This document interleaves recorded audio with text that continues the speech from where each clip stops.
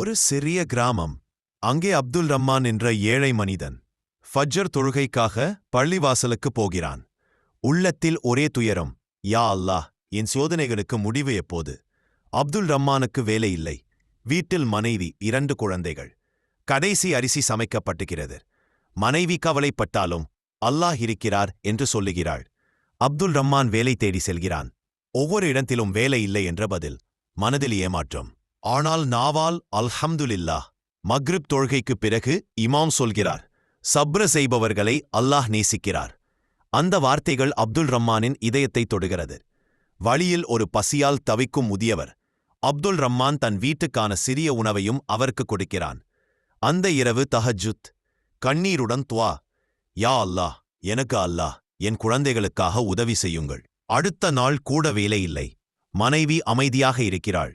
அப்துல் ரஹ்மான் புரிந்து கொள்கிறான், இது தண்டனை அல்ல, சோதனை. ஒரு பெரிய வியாபாரி அவனை ஆய்க்கிறார். நேற்று நீ உதவிய முதியவர் என் தந்தை என்று சொல்லி நிலையான வேலை கொடுக்கிறார். முதல் சம்பளம். வீட்டில் மகிழ்ச்சி. அப்துல் ரஹ்மான் சஜ்தாவில் விழுந்து அல்ஹம்துலில்லா என்று அழுகிறான். அல்லாவின் நேரம் தாமதம் போலத் தோன்றலாம், ஆனால் அது எப்போதும் சரியானது.